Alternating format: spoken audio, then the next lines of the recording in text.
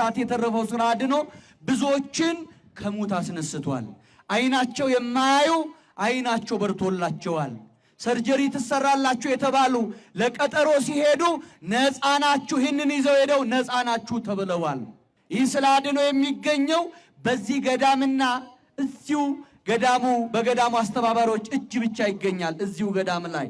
ነገር ግን ይህንን በማስመሰል አውጥተው በየአጥቢያ ቤተ ክርስቲያኑ አዲስ አበባ ላይ በተለያየ ስፍራ የስውሯ ማርያም ገዳም ሥራ አድኖ እንዲሁም ደግሞ የገዳሙ መስቀል እያሉ እየሸጡ ይገኛሉ። ብዙዎችም በዚሁ እየተጭበረበሩ ነው። ስለዚህ እዚህ ያላችሁ ለሌሎች እንድታሰሙ ይህንንም በቤተ ክርስቲያናችን አስተምሮ ይህ ነገር የተሳሳተ አስተምሮ ነው ያስተማሩ ያሉት ማለት ነው። እኚህ መምህር ማቃቸው በትምህርት ቤት እያሉ ነው በቲዮሎጂ ዓለም ሲማሩ ነው ማቃቸው። ነገር ግን አሁን እያስተማሩ ያሉት ከቲዮሎጂ ዓለም ውጪ የሆነ አስተምሮ ነው እያስተማሩ ያሉት ማለት ነው። ችግሩ ምንድነው? ቤተ ክርስቲያን ንግድ ውስጥ ወደ ንግድ ዓለም ከገባች በኋላ ገዳማት ወደ ንግድ ከገቡ በኋላ ነው እንደዚህ አይነት ችግሮች እየተፈጠሩ ያሉት ማለት ነው። አሁን እኚህ መምህር ማስታወቂያ እየሰሩ ነው። ምን ብለው? ከዚህ ገዳም ውጪ ሌላ ገዳም ውስጥ የሚገኘው ሲል አድኖ ወይ ደግሞ ሲል ፌክ ነው እያሉ ማለት ነው። በቃ ሰዎች እዛ ወደዛ እንዲጎርፉ፣ ሰዎች ወደዛ ቦታ ሂዶ እንዲገዙ ወይ ደግሞ ገቢ እንዲያስገቡላቸው ፕሮሞሽን እየሰሩ ነው ማለት ነው። አንዳንድ ሰው ይገርመኛል፣ እያወቀ እንዳላዋቂ ይሆናል። እያወቀ ነገር ግን የሚያውቀውን በገንዘብና በጥቅማ ጥቅም እየዋሸ ሰውን ያጃጅላል ማለት ነው። በዚህ ምክንያት ደግሞ እግዚአብሔር ይጠይቀናል። እውነት ለመናገር መዋሸት ጥሩ አይደለም። ሲል የሞተውን ሰው ያድናል ብለው ያስተምራሉ። ወይ ደግሞ የሞቱትን ሰዎች ያድናል፣ እንደዚህ ያደርጋል፣ ድንቅ ታምራት ያደርጋል፣ እዚህ ቦታ እንደዚህ ነው፣ ልዩ ቦታ ነው እያሉ አንዱን ቦታ ከአንዱ ቦታ እያበላለጡ የሚሰብኩ የገንዘብ ሰባኪዎች አሉ በዚህ ዓለም ላይ የሞሉ ማለት ነው። ቤተ ክርስቲያን አንዲት ናት ብለን እናውቃለን፣ አንዲት ናት ብለን እንሰብካለን፣ አንዲት ናት ብለን እናምናለን። ቦታ ከቦታ አይበላለጥም፣ ጸበል ከጸበል አይበላለጥም፣ ጻድቅ ከጻድቅ አይበላለጥም። ሁሉም ቤተ ክርስቲያን እስካመንበት ድረስ ፈመስ ሊሆን ይችላል፣ አዎ ታዋቂ ሊሆን ይችላል፣ ወይ ደግሞ ማይታወቅ ገጠር ቤተ ክርስቲያን ሊሆን ይችላል። ከዚህ ውጪ ቤተ ክርስቲያን መካከል ልዩነት የለም። ሰው አንዱን ቦታ ንቆ የሚበልጠው እዛ ቦታ ነው ብሎ አምኖ እዛ ቦታ እንዲሄድ ገንዘብ እንዲሰጣቸው ፕሮሞሽን የሚሰሩ ብዙ ሰዎች አሉ። ስለዚህ ይህ በቤተ ክርስቲያናችን አስተምህሮ በመጽሐፍ ቅዱስም የተሳሳተ ነው። ሰው ቤተ ክርስቲያን ሲሄድ እግዚአብሔርን አይቶ እግዚአብሔርን አምኖ መሄድ አለበት። እግዚአብሔር ያድነኛል፣ ከበሽታ ይፈውሰኛል ብሎ ማመን አለበት እንጂ እዛኛው ያለው እዛ ቦታ ያለው ጸበል ከዚህ ቦታ ይበልጣል፣ እዚህ ያለው ሲል እዚህ ቦታ ያለው ይበልጣል፣ ስለዚህ ኑ እዚህ ጋር ተጠመቁ፣ እዚህ ቦታ ጸበል አድርጉ፣ እንደዚህ ቦታ ጸሎት አድርጉ፣ እዚህ ቦታ ስለተሳሉ እያሉ ለቦታ ፕሮሞሽን እያደረጉ ገንዘብ ለመሰብሰብና ንግዳቸው ለመነገድ ሰዎችን የሚያጨበረብሩ በዚህ ሚዲያ ላይ አሉ። አንድ መልእክት ላስተላልፍ። በመጀመሪያ ደረጃ አስተምሯቸው ራሱ መስተካከል አለበት ብዬ አስባለሁ። ሲል የሞተውን ሰው ያድናል ማለት ምንድን ነው? የእግዚአብሔር ኃይል አድሮበት ያድናል ቢባል ጥሩ ነው። ወይ ደግሞ እግዚአብሔር በቅዱሳን ጸሎት በቅዱሳን ምልጃ የሞተውን ሰው ያድናል ቢባል ጥሩ ነው እንጂ ሲሉ ወረቀቱ ብቻ ያድናል ማለት ልክ አይደለም። ሲል የሚያሳየው የተሳለውን ሰው የሚያመለክት ስለሆነ ማለት ለምሳሌ የቅዱስ ገብርኤል ሲል የሚያመለክተው ገብርኤልን ነው የምናይበት። እንዲሁም ደግሞ እመቤታችን ቅድስት ድንግል ማርያም ሲል የምናይበት እመቤታችን ቅድስት ድንግል ማርያምን እንደ መስታወት አድርገን እንጠቀምበታለን።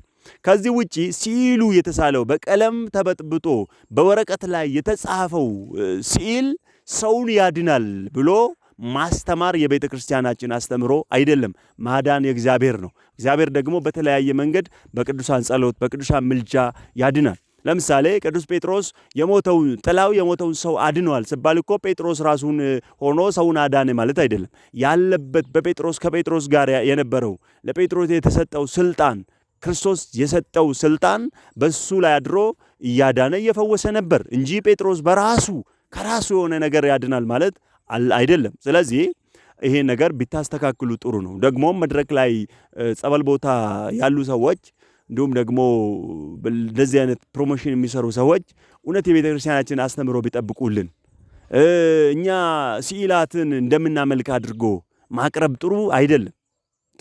ይሄ ቤተክርስቲያናችንን ማስተምሮ ይሄ አይደለም። አባቶችም ያስተማሩን ትምህርት ይሄ አይደለም።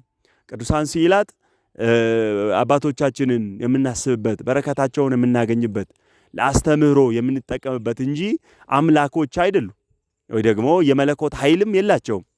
ምክንያቱም የመለኮት ኃይል ያለው አንዱ እግዚአብሔር ነው። እንኳን ስዕል ይቅርና መላእክት ራሱ የመለኮት ኃይል የላቸውም እና መለኮት ኃይል እንዳላቸው አድርጎ ማቅረብ የተሳሳተ አስተምህሮ ነው።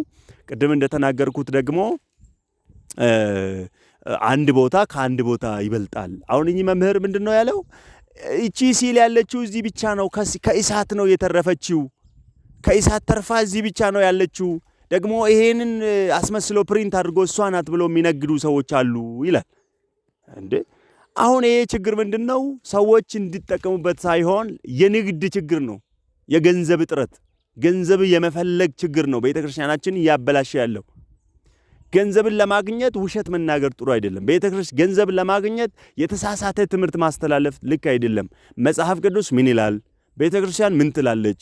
አባቶች ምን አስተማሩ? የሚለውን ጥያቄና ትምህርት ለሰው ማስተላለፍ እንጂ ሰው በቃ እዛ ቦታ ካልሄድኩ አልድንም ብሎ ሰው በአእምሮ ላይ እንዲያምን ማድረግ ጥሩ አይደለም።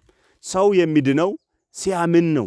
አምኖ እግዚአብሔር ያድነኛል ከበሽታ ይፈውሰኛል ብሎ ቢያምን እንደው ጌታችን መድኃኒታችን ኢየሱስ ክርስቶስ ሲናገር እዚህ ተራራ ሂዱ እዛ ካልሄዳችሁ አትድኑም አላለም። እዛ ቦታ ጸበል አለ እዛ ካልሄዳችሁ አላለም። ምንድነው ያለው?